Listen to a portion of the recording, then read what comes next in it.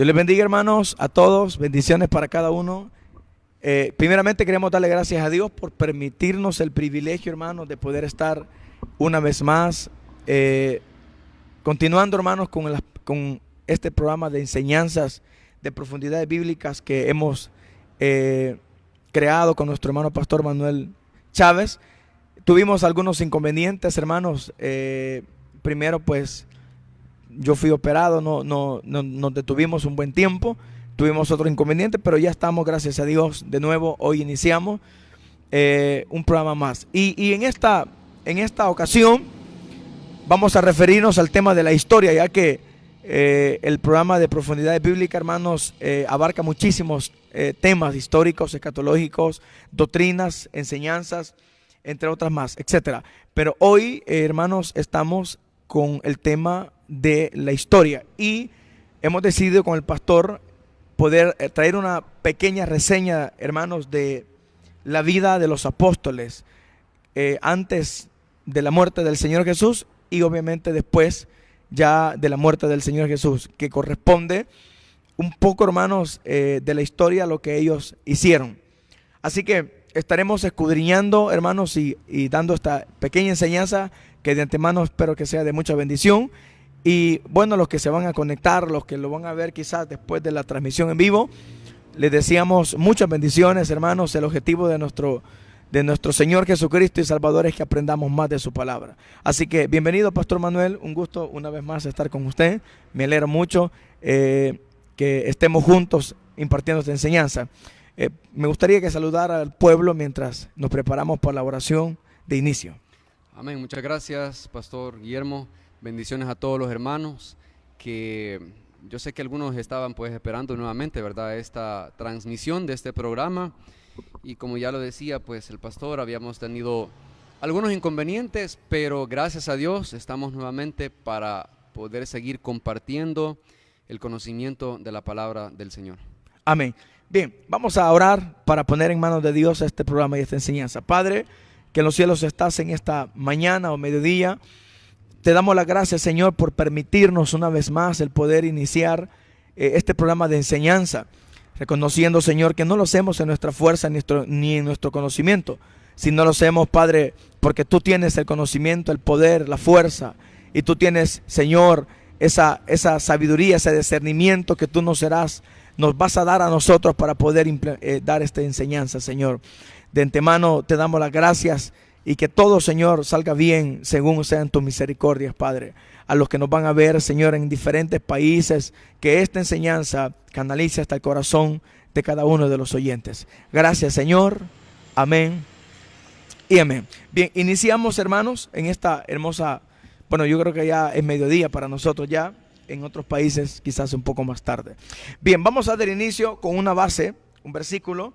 Queremos leer, hermanos, Hechos capítulo 8, vamos a iniciar. Ahí estará nuestra base de este tema, hermanos. Hechos capítulo 8. Vamos a leer la palabra del Señor en el nombre del Padre, del Hijo y del Espíritu Santo. Dice así, hermanos, en el versículo número 8. Si lo tiene, puede leerlo conmigo, ¿verdad? Dice así: en aquel día hubo una gran persecución contra la iglesia que estaba en Jerusalén, y todos fueron esparcidos por las tierras de Judea y de Samaria, salvo los apóstoles. Bien, hermanos, la historia de los apóstoles, bíblicamente no vamos a encontrar muchas referencias de ellos. De hecho, hermanos, incluso si usted ha leído los evangelios, notará que en resumen la vida de ellos es muy poco de lo que la escritura nos anuncia. Así que nosotros hemos tratado la manera de hacer una recopilación de algunos estudios, hermanos, y escritos que fueron después aún de la muerte de ellos. Estamos hablando en el siglo I, segundo y tercero, especialmente, donde se empieza a dar a conocer un poco más de la vida de ellos. Así que trataremos la manera de resumir un poco, porque como es un tema de historia, hay mucho a veces de qué contar. Vamos a empezar conociendo los nombres de los apóstoles. Bien, Para eso quiero que nos acompañe, hermanos, al Evangelio de Mateo, capítulo 10. Ahí, hermanos, está el nombre de cada uno de ellos. Vamos a empezar con una biografía de cada uno de ellos. Y dice, hermanos, así. Entonces dice, llamó a sus 12 discípulos.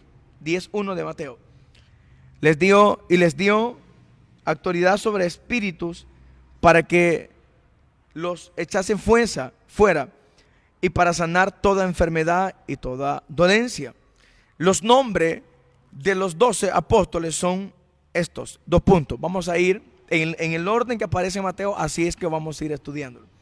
Número 1.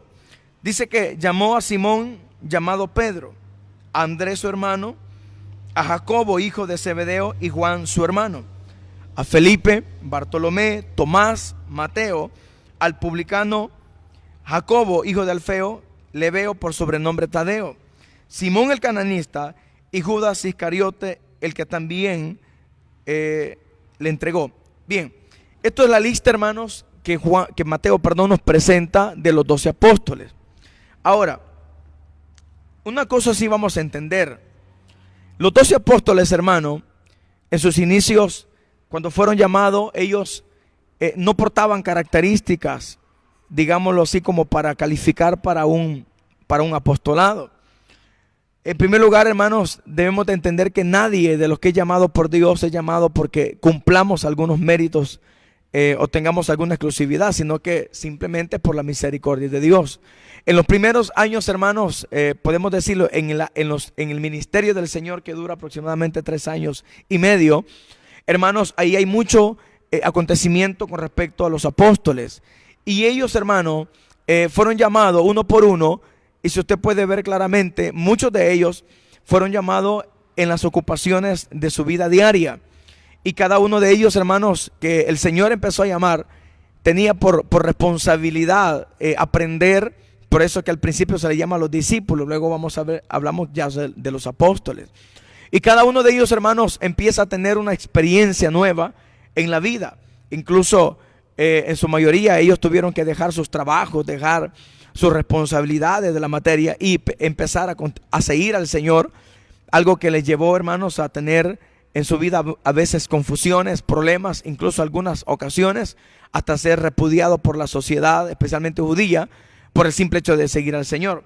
Ahora, en la primera parte, esta enseñanza estará dividida en 2 puntos. Primero, hablaremos una reseña de la vida de ellos cuando estaban con el Señor, y hablaremos ya de la muerte, hermanos, de cada uno de ellos. Entonces, algunos vamos a ir especificando un poco más que otros, ya que de otros se tiene muy poco. Pero empecemos hablando del apóstol Pedro. Pastor Manuel, empecemos hablando un poquito de Pedro. ¿Cómo calificamos nosotros a Pedro? ¿O qué autobiografía nosotros le podemos otorgar al apóstol Pedro?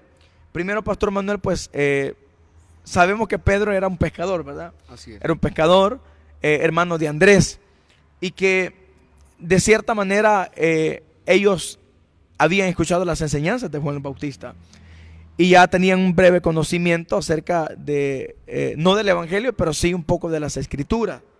Ahora, ¿cómo califica usted, pastor, a lo que hemos leído a Simón Pedro?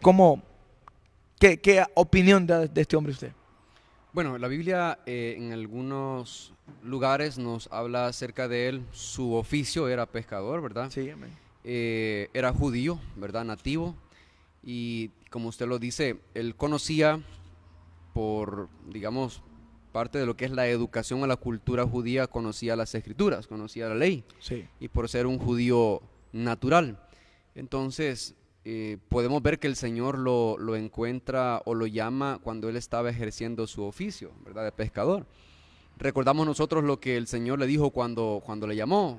Le dijo, sígueme y te haré pescador de hombres. Amén. ¿Verdad? Que fue una de las de los llamamientos, o digámoslo de esta forma, que Jesús con esas palabras le estaba dando a entender qué realmente iba a ser Pedro cuando fuera parte de lo que son los apóstoles, es decir, cuál iba a ser realmente como su el rol oficio, de él. el rol de él, ya en un sentido espiritual.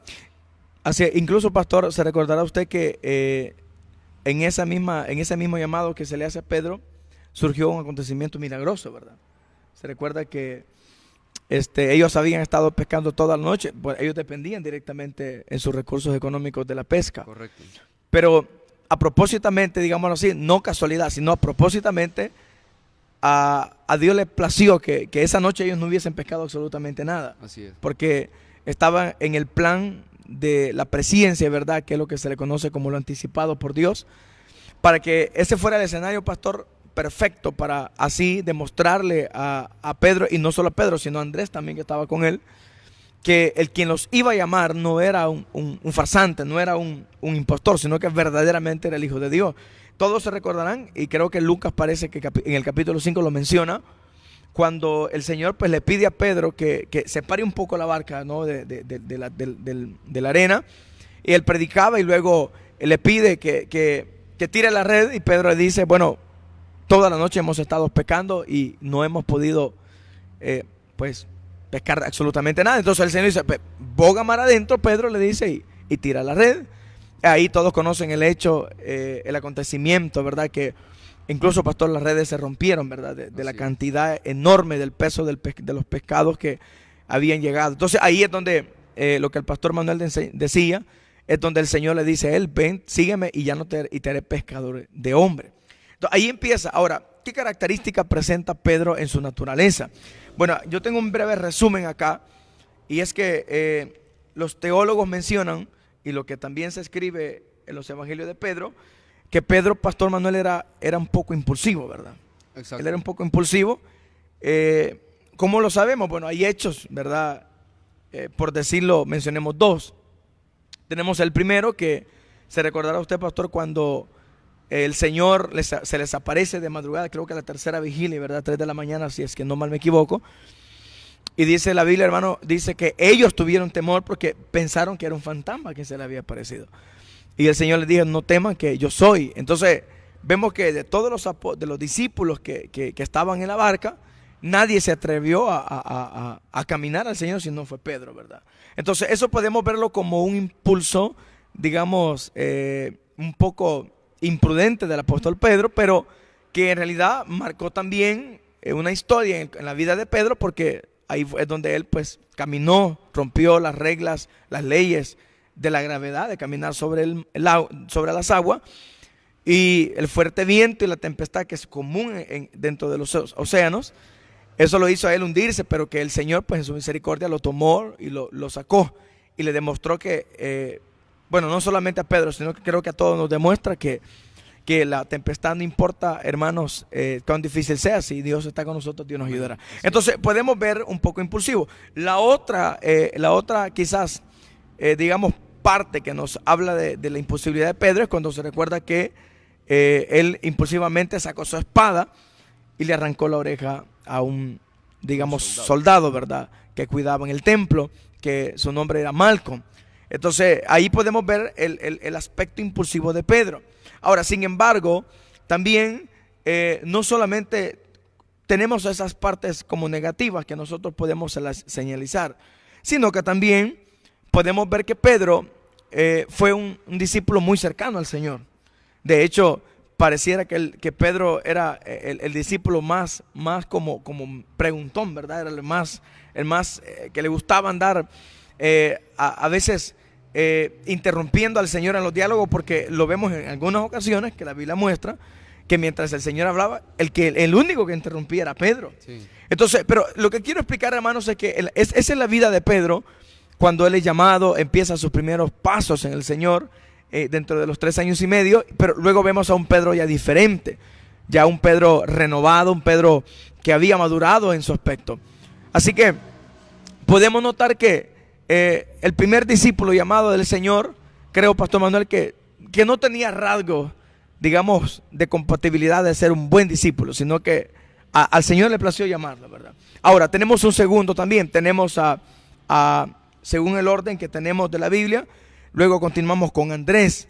Andrés, de él sí se tiene muy poco, pero Andrés, hermano, también es hermano del apóstol Pedro, es decir que ambos hermanos eran pescadores, ellos trabajaban en lo que era la pesca, y Andrés, hermano, su característica que se le tiene es que era ardiente, según los teólogos, en atraer a otros al Señor. Entonces, aquí hay un pequeño comentario. Dice, él aceptó el testimonio de Juan el Bautista acerca de Jesús y habló a Pedro de Jesús. Felipe y él dijeron a Jesús que los griegos querían verlo. Quien realmente es el que como canaliza, ¿verdad?, el conocer a Jesús fue Andrés. O sea, él es el que le menciona, ¿verdad? Entonces, es ardiente en traer a otros para conocer. Tiene muy buenas características. También hablamos de, según la lista que tenemos, también hablamos de Jacobo, el hijo de Zebedeo. En esto hay que especificar, pastor, ¿quién es este Jacobo? Para no tener el problema de confusión, ¿verdad? Porque aquí tenemos el problema que tenemos a dos Jacobos dentro de este ciclo de los discípulos. Pero, ¿quién es este Jacobo, pastor? Bueno, la Biblia lo identifica como hijo de Zebedeo, ¿verdad?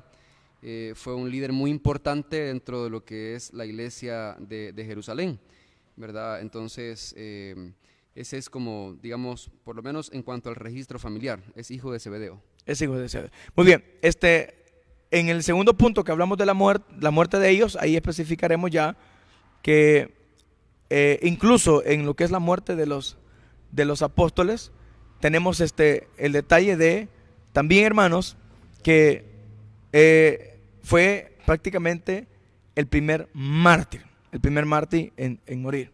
Okay. Bien, continuamos. También tenemos a Felipe, según el orden. Correcto. Felipe, hermanos, perdón, tenemos a Jacobo, hijo de Zebedeo, y Juan, su hermano. Tenemos a Felipe, seguimos con Felipe. Felipe, hermanos, de ese tiene muy poco.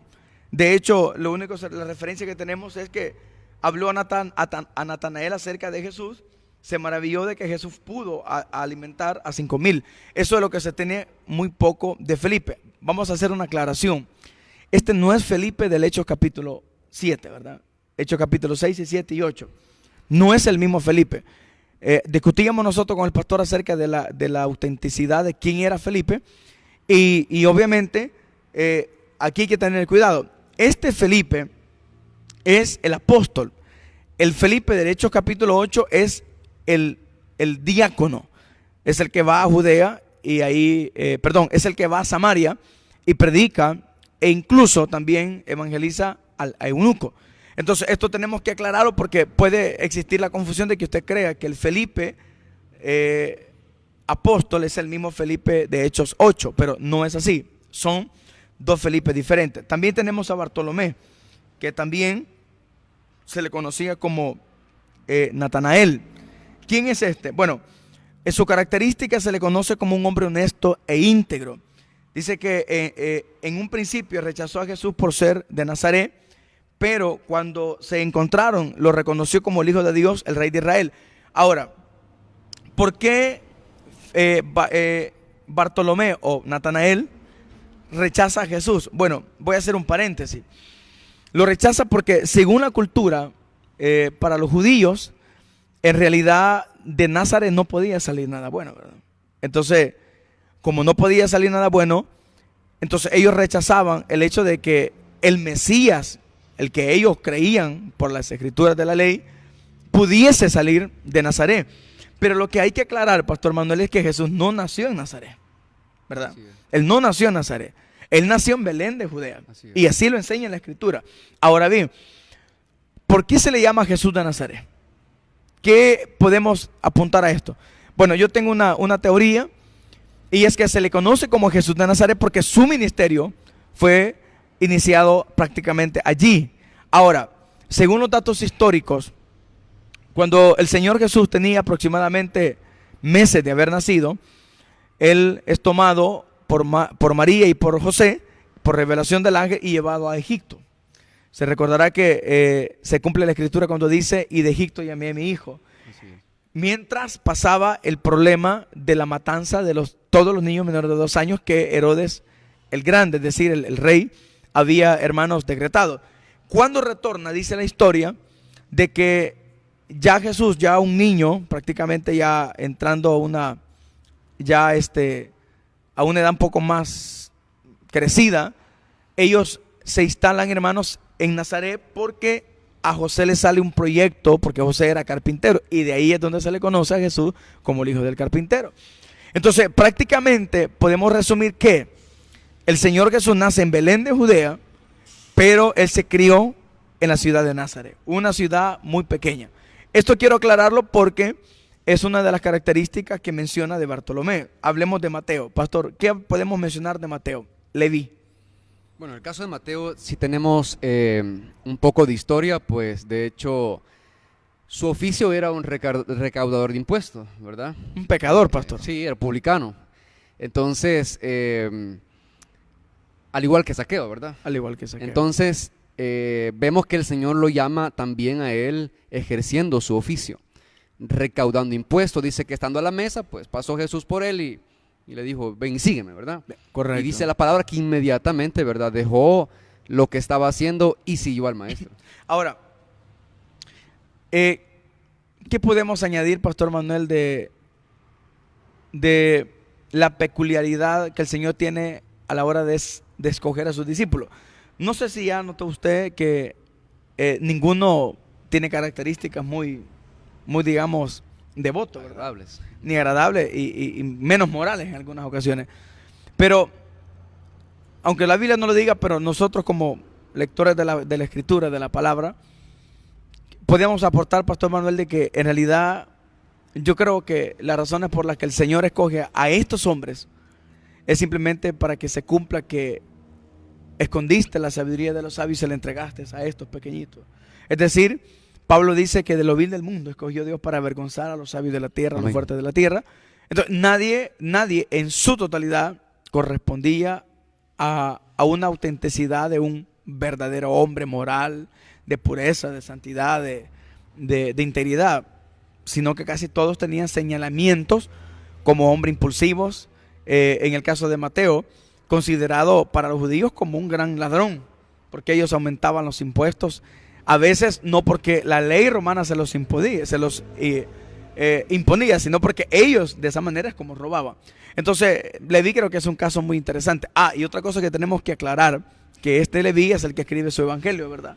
Mateo, un evangelio directamente a los judíos, porque solamente el inicio de la genealogía del Señor Jesucristo va teledirigida a la comunidad judía para que de esa manera ellos crean que el Mesías no es un impostor, sino realmente el que la Escritura venía a mencionar. Entonces, como Mateo, hubieron hombres que hicieron cosas de renombre que hasta el día de hoy a nosotros pues se nos ha permitido también tener acceso a ello, como el Evangelio de Mateo. Continuamos. Tomás, este se le conoce como el mellizo. Ahora, sugirió que los discípulos fueran con Jesús a Betania, aunque le costaría la muerte. Este discípulo llamado Tomás es el que se le conoce como el incrédulo, ¿verdad, pastor? Así es, correcto. Es el que no creía de que el Señor había resucitado. Y hay una característica de mellizo. Algunos se han preguntado por qué es que le puso mellizo, porque quien le pone mellizo es el Señor. Él es el quien le llama mellizo.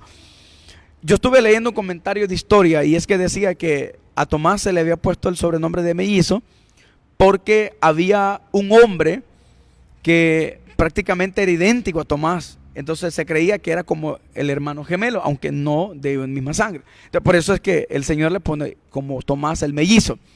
Ahora, también este hombre, hermanos, hizo hazañas muy importantes, que eso lo veremos un poquitito en el segundo punto, más adelante cuando ya estudiemos la muerte de ellos. Hablemos de Jacobo, hijo de Alfeo. Jacobo, hijo de Alfeo, llegó a ser un discípulo del Señor. Se tiene muy poco de él, pero también, hermanos, declaramos que fueron partes importantes dentro del ministerio del Señor Jesucristo. Hablemos también de Tadeo, Judas, el hermano de Jacob. Aclaremos algo, pastor. ¿Por qué se le llama, o más bien, por qué algunos no creen que el Señor haya tenido hermanos o medios hermanos de él? ¿Qué podemos aportar de esto, pastor? Se recuerda que él tenía dos hermanos, ¿verdad? Uno es Judas, es el que estoy mencionando ahorita. Así es. Y él se le llamaba medio hermano porque no eran hijos, eran realmente hermanos por sangre de Jesús, porque recuerden que Jesús no es por genética humana, sino por obra del Espíritu Santo.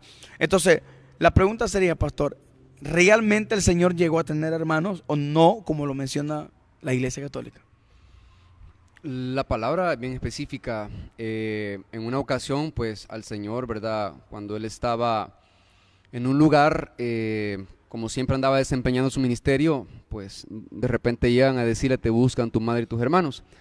Ahora, eran hermanos porque nosotros sabemos que María, después del nacimiento virginal de Jesucristo, el Mesías, ella tuvo, ¿verdad? Tuvo más hijos, porque se casó con José, ¿verdad? Correcto. Entonces, esa es la razón por la cual le dicen, te buscan tu madre y tus hermanos, porque eran hermanos en el sentido por la genealogía de María, ¿verdad? Por sangre. Por sangre, correcto, así es. Aunque la Iglesia Católica lo quiera negar, pero realmente María tuvo más hijos. Tuvo más hijos.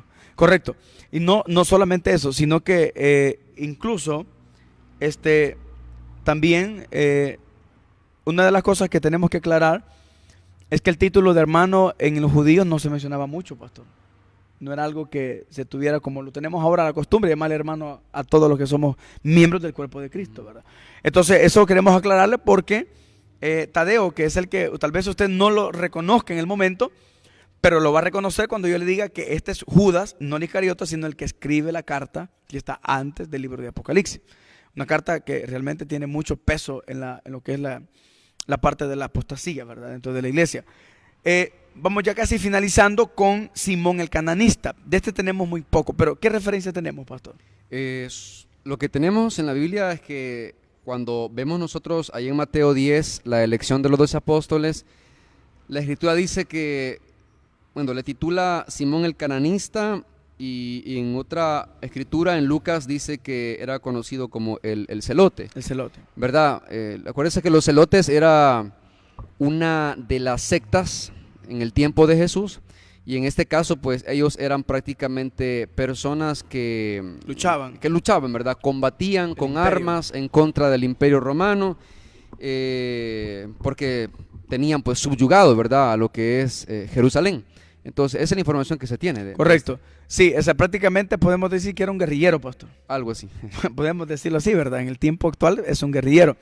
Entonces, ahí podemos aclarar y añadir un poco más y potencializar el tema acerca de que los que el Señor llamó, pues no tenían cosas muy buenas que ofrecer. Pero sin embargo, así fue la misericordia de Dios. Finalizamos con el último apóstol. Uno de los más conocidos y que hasta el día de hoy, titulado como el traidor, llamado Judas Iscariote. Eso es todo lo que se tiene de él. Iscariote probablemente era casi el nombre derivado de la ciudad donde él pudo haber nacido.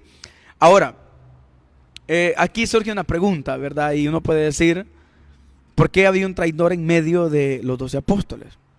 No hay una especificación bíblica, pero podemos aportar algo, ¿verdad, pastor? Lo que pudiéramos aportar en mi caso es que, como todo era un propósito de parte del Señor, pues era necesario que en medio de todos los apóstoles hubiese alguien que traicionara al maestro. Y los rasgos que nos presenta la Biblia de Judas, por ejemplo, era ambicioso, ¿verdad, pastor? Era un hombre ambicioso. Era un hombre que no por gusto lo pusieron en lo que es el cargo de tesorería. Un hombre que reflejaba la hipocresía, pero de una manera muy, digámosla, disfrazada. Nadie había notado en él quién era el traicionero.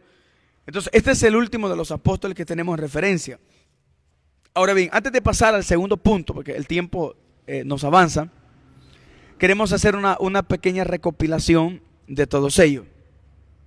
Bien, primero, textualicemos esto. Todos los apóstoles, todos los discípulos del Señor, todos ellos, en el momento en el que surge la muerte de Cristo, prácticamente, Pastor Manuel, todos abandonan al Señor. Es lo que se logra entender, ¿verdad? Así es. Todos lo abandonan. Tenemos a Judas traicionándolo, tenemos a Pedro negándole y los demás se dispersen. Pero esto ya era una profecía. Se recuerda que el Señor dijo, herirán al pastor de los pastores y las ovejas, al pastor de las ovejas, y las ovejas serán dispersadas. Entonces, esto tenía cumplimiento exactamente en lo que era ya el arresto del Señor y posteriormente la crucifixión. Ahora bien, pongamos una línea de tiempo hasta ahí, pastor. Hasta ese momento podríamos nosotros pensar de que, o más bien, en la parte quizás satánica, digamos, el imperio del diablo, pudiéramos haber quizás pensado de que el diablo puede haber dicho, si estos se dispersen, ya no hay que continúe el legado del evangelio. Ahora, hay algo interesante. Se recuerda, pastor, que el Señor les encomendó a ellos el predicar, el anunciar, incluso antes de que Él fuera capturado, les dijo, ir por todo el mundo y predicar y anunciar. Perdón, cuando ya Él fue resucitado, Él les encomendó lo que era una tarea muy importante. Pero a la vista de que el Señor, cuando ya Él es crucificado, al dispersarse por todos lugares y vuelven a sus ocupaciones, digamos, actualmente en los que ellos antes habían estado ejerciendo, prácticamente ahí se mira que ya no tiene poco sentido continuar el evangelio porque ya no hay quienes lo siguen. Ahora, pero hay una palabra, hay un texto totalmente interesante en Mateos 16, vamos a leerlo si gusta. Es un capítulo, es un versículo que posiciona prácticamente la base de la iglesia. Y dice en Mateo 16, hermanos, 18, y yo también te digo que tú eres Pedro, y sobre esta roca edificaré mi iglesia, y las puertas del Hades no prevalecerán contra ella. Bien, como estamos poniendo una línea de tiempo, vamos a agregar algo. Este es un versículo que es la evidencia que la iglesia de Cristo, bueno, hoy actualmente estamos hablando ya en el año 2022, prácticamente 2000 años de historia desde la iglesia, desde que la iglesia fue fundada hasta el día de hoy. Nosotros podemos pensar y decir, Pastor Manuel, ¿este versículo se cumplió o no se cumplió? Por supuesto. ¿Qué evidencias tenemos? Bueno, la iglesia continuó, ¿verdad?, su trayectoria. El Señor siguió respaldando la predicación del evangelio, y por más ataque del imperio romano, a través de las persecuciones, tenemos las 10 persecuciones oficiales. Correcto. Y toda la historia que nosotros podemos ver en toda el periodo desde que la iglesia fue fundada, pues el Señor ha mantenido su iglesia, ¿verdad? La ha sostenido sobre el fundamento de su palabra y por supuesto sobre la roca principal, que es el mismo Jesucristo. No Pedro, ¿verdad? No Pedro. Correcto. Ahora, y otra de las evidencias más claras que este versículo realmente se ha cumplido al pie de la letra es que aquí estamos nosotros, predicando el evangelio. Amén. El mismo santo y auténtico evangelio que a los apóstoles se les otorgó, se les encomendó. Ahora bien, pero en ese momento en el que los apóstoles son, digamos, esparcidos o dispersos en el momento por la captura y digamos, la crucifixión del Señor, ahí pudiéramos pensar, pastor, de que quizás el evangelio iba a terminar, ¿verdad? Pero en realidad era prácticamente como el paso que se iba a dar hacia el otro nivel. Es decir, para conocer la otra cara de la moneda, podemos decir así, de quienes realmente iban a ser los apóstoles, pastor. Porque antes de que el Señor muriera, ellos aún todavía no habían madurado, pero luego de la muerte de Cristo tenemos apóstoles como Pedro. En los demás, obviamente la Biblia no los menciona mucho, pero sí hay libros de historia registrados por los padres de la iglesia, hablo del primero, segundo y tercer siglo, que habla de lo que realmente estos hombres hicieron. De hecho, se cree que entre todos los apóstoles, el hombre que llegó aún más lejos que Pablo fue Tomás, porque llegaron de tal manera a esparcir el evangelio por todas las zonas del África. Llegaron lejísimos con este evangelio. Ahora sí, hablemos del segundo punto y de la línea de tiempo.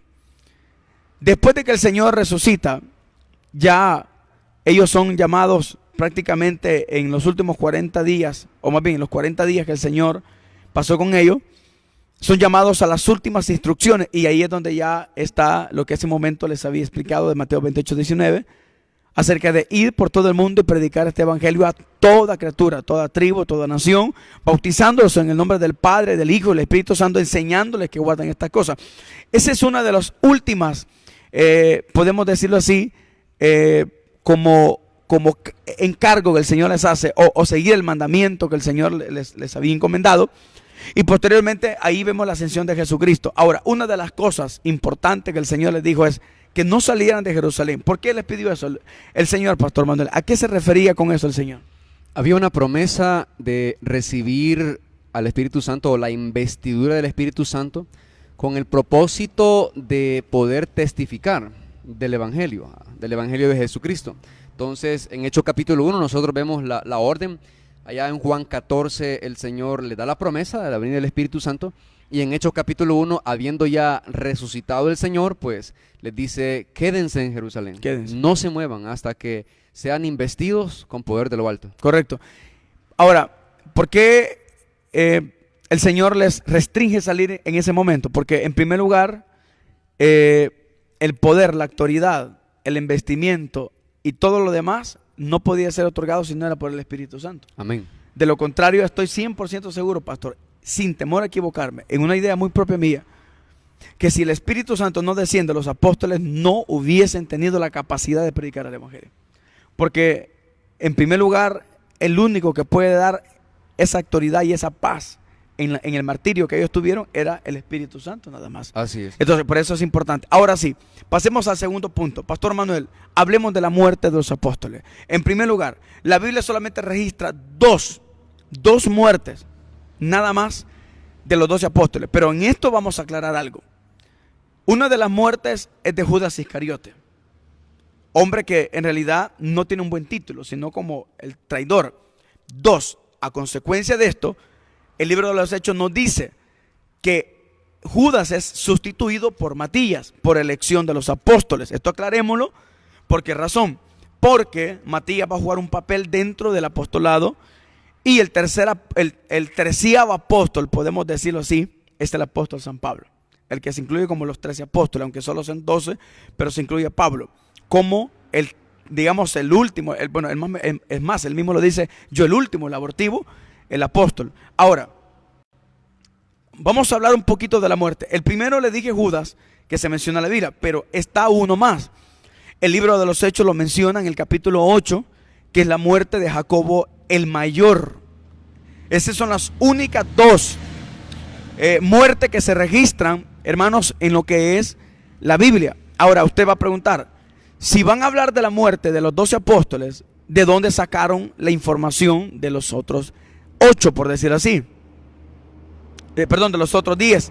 Bueno, primero es que hay escritos en el siglo segundo y tercero que mencionan estas muertes, porque los padres de la iglesia son los que continúan el legado de los apóstoles, de los que fueron discípulos del Señor. Entonces ellos escribieron acerca de la muerte de ellos. Algunos, hermanos, quiero especificar que se tiene muy poquito de información, debido a que quizás los rasgos históricos de aquel tiempo no pudieron ser reflejados. Así que vamos a empezar. En este caso yo voy a tener el privilegio de poder iniciar, hermanos, con la muerte de los apóstoles. Voy a iniciar según el orden que nos presenta Mateo 10, 2 en adelante. El primero que se menciona es Pedro. Bueno, vamos a hablar un poquito de la muerte de Pedro. Entre muchos otros, dice que Pedro, bienaventurado, fue condenado a muerte y crucificado. Como algunos escriben en Roma, aunque otros no tienen buenas razones para decirlo. Tienen sus dudas acerca de ello. Bien, la muerte de Pedro, hermanos, se cree que tuvo lugar en Roma por parte de Nerón. Y el estilo de la muerte de Pedro es similar al del Señor, con la diferencia de que Pedro pidió no ser crucificado en la misma posición que el Señor. Así es. Sino que pidió que se crucificara con la cruz invertida, no, pastor, o sea, hacia abajo, y de esta manera él no era digno de ser muerto como el Señor, es decir, o tener el sufrimiento. Ahora, que es obvio de que el sufrimiento más grande de Jesús no fue la cruz, sino que fue el castigo atroz que le llevó por el pecado de todos nosotros. Ahora, este es el primer apóstol que hemos traído en el orden según Mateo, no el primero en morir, porque el primero en morir es Jacobo el mayor, pero sí en la lista de Mateo hemos presentado la muerte de ellos. Quiero traer un pequeño, digamos, textual. Dice, Pedro quedó finalmente persuadido y se dispuso a oír, pero llegando a la puerta vio al Señor Jesucristo acudiendo a él, a quien le adoraba, y le dijo, Señor, ¿a dónde vas? A lo que respondió a ser de nuevo crucificado. Con esto Pedro dando cuenta que se refería a su propio martirio y sufrimiento, volvió a la ciudad. Jerónimo dice que fue crucificado cabeza abajo, con los pies hacia arriba, por petición propia, porque dijo que no era digno de ser crucificado de la misma forma. Esta es la primera muerte registrada según la lista de Mateo capítulo 10. Ahora, según la lista, siempre continúa, hablamos de Andrés. Bueno, de Andrés se tiene poco, no se tiene directamente mucho acerca de él, pero lo que hemos podido recopilar es lo que vamos a compartir. Dice que Andrés, hermano de Pedro, predicó el evangelio a muchas naciones en Asia, pero al llegar a Edesa fue prendido y crucificado en cruz, cuyos extremos fueron fijados transversalmente. Es decir, él fue muerto, no sé si la cámara va a poder enfocarme bien, pero él fue muerto así. Tal vez probablemente pueden, ok. Él fue muerto de esta manera. Así como me está viendo usted, la figura de mis dedos es así como él fue crucificado. Ahora, a diferencia de Jesús fue así y Pedro fue hacia abajo, pero él pidió ser crucificado de esta manera. De ahí es el origen del término de la cruz de San Andrés. Es un título que se le otorgó cuando él murió. Entonces, es todo lo que nosotros tenemos. Bien, continuamos según la lista. Tengo también a Jacobo, hijo de Zebedeo, y a su hermano Juan. Bueno, este Jacobo, hermanos, algunos proponen que se trataba del hermano del Señor Jesucristo, por una anterior mujer de José. Esto es muy dudoso y concuerda demasiado con la superstición católica que María jamás nunca pudo tener otros hijos que nuestro Salvador.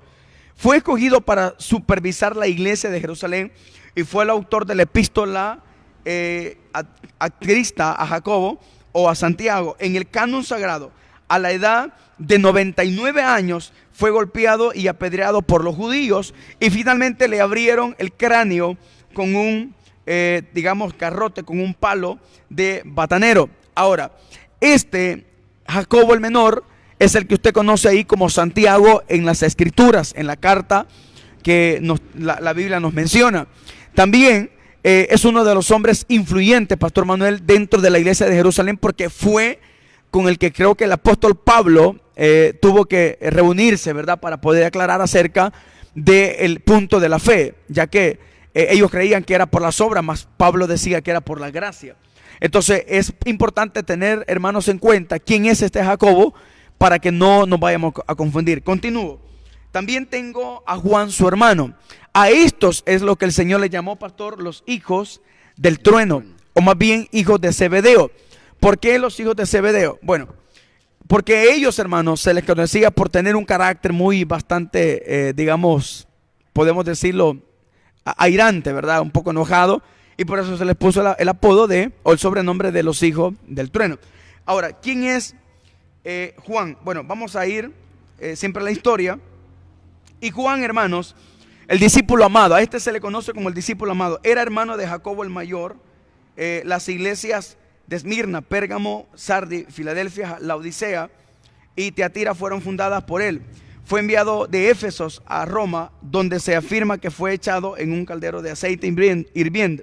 Escapó milagrosamente sin daño alguno. Domiciano lo desterró posteriormente a la isla de Pasmo, donde escribió el libro de Apocalipsis. Nerva, el sucesor de Domiciano, lo liberó. Fue el único apóstol que escapó de la muerte violenta. Ahora, hay algo que sí quiero recalcar con respecto a esto. Juan, hermanos, fue afortunadamente el único apóstol que prácticamente no, hermanos, tuvo una muerte sangrienta o un martirio. Sin embargo, no obstante, el hecho de que también pues fuera un poco, digamos, afligido con esa olla hirviente, hermanos, que fue desatado sobre él con aceite. No obstante, pues fue sufrimiento, no hasta cierto punto como los apóstoles. A este hombre es el que se le conoce que escribe el Apocalipsis. Y también tenemos la primera, segunda y tercera carta que él escribe. Y también a él se le acredita también el Evangelio, ¿verdad? Amén. En este caso tenemos, pastor, 5, digamos, cartas escritas por él. Juan, el Evangelio, primera, segunda y tercera carta de él y Apocalipsis, ¿verdad? Exacto. Entonces ahí prácticamente tenemos ya claramente quién es este Juan. Finalizo con la lista que se me ha otorgado a mí con Felipe. Ahora, ¿quién es Felipe? Aclarando algún punto importante. En el caso de Felipe, hermano, lo único que tenemos es esto. Nació en Betsaida de Galilea y fue llamado primero por el nombre de discípulo. Trabajó diligentemente en Asia Superior y sufrió el martirio en Hiápolis, en Frigia. Fue azotado y echado en la cárcel y después crucificado en el año 54 después de Cristo. Termino aclarando. Felipe, no el diácono, sino Felipe el apóstol. Y de esa manera, hermanos, hemos dado a conocer la primera lista de los 6 discípulos del Señor. Y ahora nuestro pastor Manuel continuará, ¿verdad?, lo que es el estudio de la muerte de los demás hermanos apóstoles, los últimos 6 apóstoles. Cedo la palabra, pastor, y un gusto pues haber explicado un poco de esto. Muy bien, gracias, pastor. Para finalizar con la segunda parte de los otros 6 apóstoles, cómo fue su muerte. Bueno, mencionamos entonces, según la lista que tenemos, a lo que es Bartolomé. Según se dice, algunos registros de la historia, a veces pueden haber ciertas contradicciones en cuanto a la forma de su muerte, pero tenemos, por ejemplo, que Bartolomé fue martirizado, ¿verdad?, por su predicación en un lugar llamado Armenia, que fue condenado por un rey llamado Astiages a ser desollado vivo. O sea, esa palabra desollar prácticamente significa como quitarle la piel a una persona, ¿verdad? Entonces, este rey, ¿verdad?, lo condenó a ese tipo de muerte, a quitar su piel, ¿verdad?, con un cuchillo. Imagínense el tipo de muerte que tuvo este apóstol. Sí. Bastante fuerte, ¿verdad?, la manera en la que Dolorosa. Súper dolorosa, Sí. súper dolorosa. Entonces, esa fue pues la forma en que Bartolomé, según la historia, ¿verdad?, murió de esa forma. Ahora, hablando de lo que es Tomás, el apóstol incrédulo que nosotros conocemos, ¿verdad?, se dice acerca de él de que él murió aproximadamente en el año 72 después de Cristo y fue atravesado por una lanza en la India, ¿verdad? Entonces, esa fue la forma en la que Tomás, ¿verdad?, murió. También tenemos a Mateo, de él no hay mucho registro, solo se sabe un poco que fue martirizado en Etiopía, pero no tengo mayor dato con respecto a la forma de muerte de Mateo, el publicano, a quien se le atribuye el mismo evangelio, ¿verdad? Entonces, luego en el caso de Jacobo el mayor, que fue hijo de Alfeo, no el de Zebedeo, ¿verdad?, que Sí. el pastor ya aclaró. Sí, se le llama mayor también al hermano, o sea, Juan y lo que es Santiago, ¿verdad? Es decir, perdón, Juan y Jacobo, se le llama también hermano mayor porque él era el mayor, pero no es el mayor que usted está explicando. Exacto. Entonces, en cuanto a la muerte de él, se dice, ¿verdad?, de que él fue lanzado, dice, a más de 30 metros en lo que es el pináculo del templo. Se dice que fue el mismo pináculo donde Satanás puso a Jesús y lo tentó para tirarse Interesante, ¿no? ¿Verdad? de ese lugar, correcto. Entonces, y la razón fue porque se opuso a negar a Jesús. Por eso fue que a él lo intentaron matar de esa forma.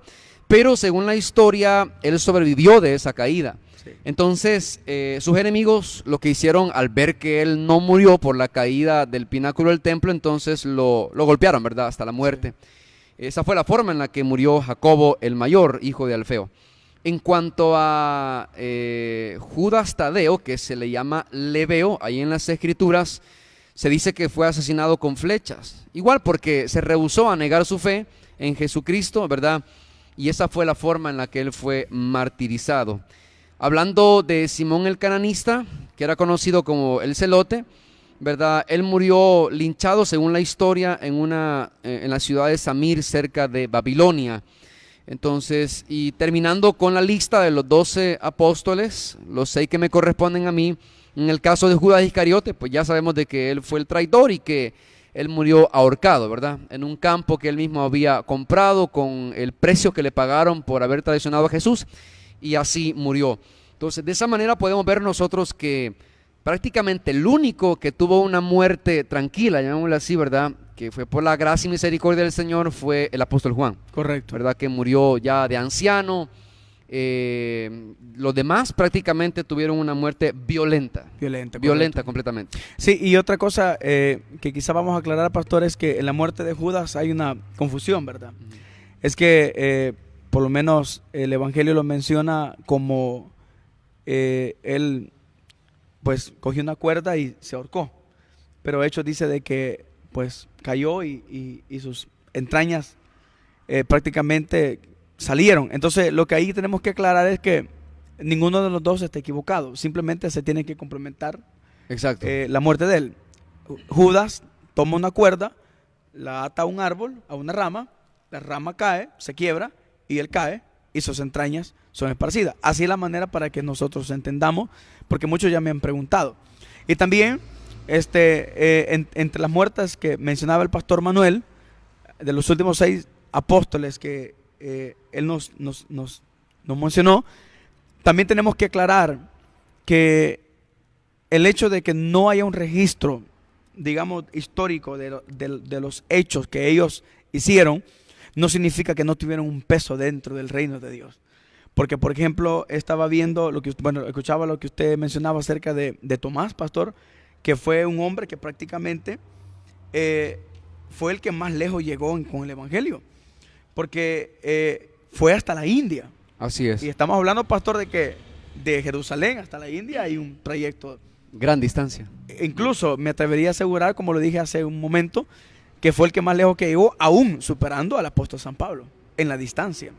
Entonces, lo que quería yo especificar es que no tomemos muy en minoría, ¿verdad? El que los apóstoles, que no tenemos muchos datos de ellos, uno puede decir, quizás fueron hombres que a lo mejor solo predicaron y luego quizás se acomodaron, pero no. O sea, ellos, pastor, fueron los que continuaron el legado del Evangelio. Ahora, quiero leer un versículo, y es uno de los versículos, de hecho, el libro de John Fox lo menciona. Dice, hermanos, voy a leer el capítulo 11, el verso 33, dice que por fe conquistaron reinos, hicieron justicia, alcanzaron promesas, taparon bocas de leones, apagaron fuegos impetuosos, evitaron filos de espadas, sacando fuerzas de debilidades, hicieron fuertes en batallas, pusieron en fuga ejércitos extranjeros. Esto se refiere a la parte del Antiguo Testamento, pero vea lo que va a continuación. Las mujeres recibieron sus muertos mediante resurrecciones, mas otros fueron atormentados. No aceptaron el rescate a fin de obtener mejor resurrección. Otros experimentaron vituperios, azotes y más de estos, prisiones y cárceles. Aquí hablamos ya de los apóstoles. El escritor a los hebreos, pastor Manuel, ya está mencionando la hazaña de los apóstoles. Oiga lo que dice: fueron apedreados, aserrados, puestos a prueba, muertos a filo de espada, anduvieron de acá para allá cubiertos de pieles de ovejas y de cabras, pobres, angustiados, maltratados, de los cuales el mundo no era digno, errando por los desiertos, por los montes, por las cuevas y por las cavernas de la tierra. Verso 39. Y todos estos, aunque alcanzaron buen testimonio, mediante la fe, no recibieron lo prometido. Ok, es interesante, pastor. Incluso, una cosa que sí aclararemos en esta enseñanza, es que los apóstoles no fueron los únicos que murieron de una manera como un mártir. Es más, ahí empieza, pastor. Así es. Lo que es el mártir y la persecución. Agreguemos, para terminar, nos quedan ya unos 2-3 minutos. Para terminar, agreguemos solo un poquito de la historia. Pastor, ¿qué sucedió del siglo I en adelante? Más bien, hablemos del siglo III, cuando empieza la mayor persecución papal contra la iglesia. Bueno, ese fue un periodo bastante difícil para la iglesia, pues el Imperio Romano comienza a perseguir a la iglesia. se registran oficialmente, hay más, pero se registran 10 persecuciones oficiales, ¿verdad? Sí. Empezando por Nerón, allá por el año 70, y así aproximadamente por 3 siglos la iglesia fue perseguida. Y como lo dijo el pastor, no solamente los 12 apóstoles fueron los únicos que murieron violentamente, sino que en ese periodo de persecución hubieron miles, pero miles de discípulos, seguidores cristianos que murieron. Unos murieron quemados en la hoguera, correcto, otros murieron despedazados por la fiera, ¿verdad? Por los leones, diferentes tipos de muerte que tuvieron por causa del evangelio. Y a pesar de que esta persecución tan violenta se levantó por parte del Imperio Romano, en la voluntad permisiva del Señor, ¿verdad? Y de alguna manera creo que Satanás pensó que así iba a detener la iglesia. Correcto. Pero realmente fue un momento donde el cristianismo tomó fuerza, el Espíritu Santo capacitó a los verdaderos creyentes, fueron valientes hasta la muerte, no negaron su fe, por lo menos la mayoría. Sí hubo apostasía, porque habían unos falsos que al momento de que se les estaba amenazando por la causa de Cristo, retrocedieron en su fe. Se acobardaron. Exacto, y eso fue la evidencia de que no eran cristianos genuinos. Pero los verdaderos cristianos permanecieron firmes, permanecieron, no negaron su fe hasta la muerte, ¿verdad? De hecho, el Señor ya les había anticipado que iban a ser perseguidos y muertos por causa de Él. Entonces ellos se aferraron a esa palabra y la iglesia no pudo ser detenida. De hecho, entre más sangre se derramaba, claramente podemos ver a la luz de la Escritura que el evangelio se expandía más. Correcto. ¿Verdad? Se expandía, el evangelio avanzaba, Dios hacía su obra, se glorificaba, y así la iglesia durante esos 3 periodos se mantuvo hasta el momento en que Constantino pues oficializó la iglesia, y ahí pues cesó hasta cierto punto la persecución, pero aún después de ese tiempo y hasta el día de hoy se siguen registrando ciertas persecuciones para la iglesia, ¿verdad? Eso no ha parado, y hasta aquí la iglesia permanece como la promesa del Señor, ¿verdad? Que el pastor mencionó al principio, las puertas del Hades no pueden prevalecer Amén. Contra la iglesia. Correcto. También, para terminar, a partir de del siglo III, ¿verdad? Lo que el pastor ya había hablado de los primeros 3, empiezan lo que son ya las persecuciones ya no romanas, sino papales,